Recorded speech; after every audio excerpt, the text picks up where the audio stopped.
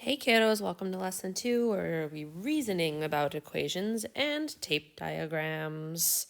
Look, I'm a tape diagram. All right, so your first thing you're gonna do, we got a little story problem here. Our dear friend Billy Bo Bob is back, and this time he has 7 packs of markers. Each pack has X markers in it. After mix there, me gives him 9 more markers. He has a total of 30. Go ahead and pause this and see if you can sketch your own tape diagram to represent this story, and then check on back and see how you did. All right, yours might look a little different from mine, but it should look something similar. So we've got 7 packs of markers, each with X markers and sides. There's my 1, 2, 3, 4, 5, 6. There's those 7 packs with an unknown quantity.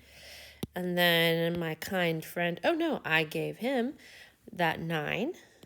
So there's those 9. And then Billy's total was 30. And as a little bonus, let's go ahead and write an equation for this.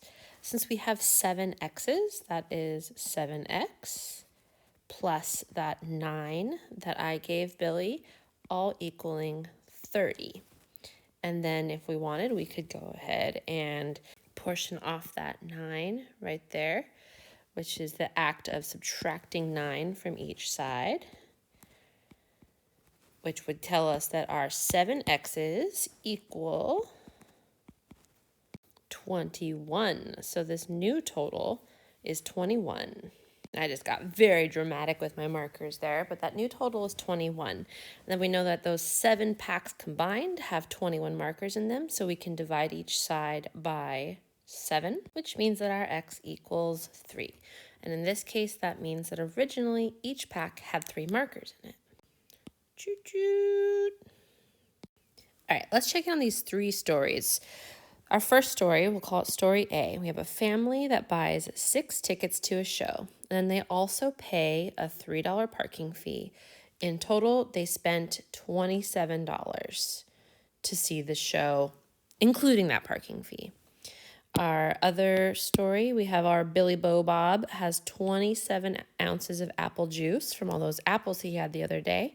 He pours equal amounts for each of his 3 friends, and then has 6 ounces left for himself. And lastly, our beautiful Miss London works for 6 hours prepping for an art fair. She then spends 3 hours on a sculpture, and then with the rest of her time paints 27 picture frames. What I'd like you to do is pause this and look over these 3 equations and try to decide which story represents which equation. Check on back and see how you did. So this first equation belongs to story B. The second equation belongs to story A. And our last equation belongs to story C. And if you have any questions on why, go ahead and ask the people at your table. And if you're still unsure, come on up and see me and I can explain it. So lastly, we're trying to figure out what our X represents for each of these stories. And in story A, that unknown thing is the price of our 6 tickets. For story B, we're trying to figure out how much juice Billy gave to each of his friends. And in the last story, this one I find the trickiest. That thing we don't know is how much time Miss London spent painting those picture frames, those 27 picture frames. Okay, let's do some more work with these equations. In the last lesson, when we were working with equation solving, I was saying just use whatever reasoning you can find. From now on, we're going to be using T diagrams, which is going to be a way for us to do very organized algebra steps. So as we work on a T diagram, you're always going to want to line up your equal signs, and you will show your work at each step. So let's start with those 3 equations we were just looking at. Starting with 6x plus 3 equals 27. I'm going to set up my T diagram. And ultimately all that is putting a line through your equal sign and then underneath that equation so you can keep both sides of those equations balanced.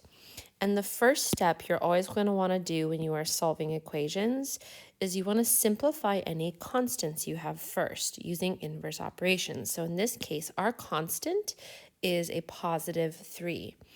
And so our inverse operation, in order to turn that into a 0, is we want to subtract 3. And we have to keep a balance, so we will subtract 3 from each side. That's our first step. And then you always want to re-simplify your equation. So 3 minus 3 is 0. So all that's left on one side of my T diagram is 6x. And you will set that equal to 27 minus 3, which is 24. Your second step, once you have no more constants, the second step is going to be to use inverse operations to isolate your variable. So if your variable is being multiplied, you will divide by the coefficient. If your variable is being divided, you will multiply by the divisor. You'll do the opposite of whatever's happening. So in this case, since we have a coefficient of 6, that means we need to divide both sides by 6. Whatever we do to one side of our diagram, we must do to the other. So 6 divided by 6 is 1. And again, that goal is we are always trying to get to 1x, positive 1x. So there we have it. And 24 divided by 6 equals 4. So we have that one solved, and I'm going to ask you all to circle your solutions. Let's try another one. First, I'm going to just line up my T diagram. Same first step, I want to get rid of any constants by doing it inverse. So since I have a plus 6, I need to subtract 6 from each side. And then I'm going to simplify. So I take 6 away from each side. I'm left with 3x is equal to 21. So I have a coefficient on that variable. I have 3, so I need to divide each side by 3. 3 divided by 3 is 1. Sometimes I'll put a slash through that just to show that that's a 1. So I'm down to my 1, positive x. 21 divided by 3 is 7. So we know that for this equation, x equals 7. And I want you to try the last one on your own. Come on and check back and see how you did. All right, there's our work on that one. Our answer is 1/9.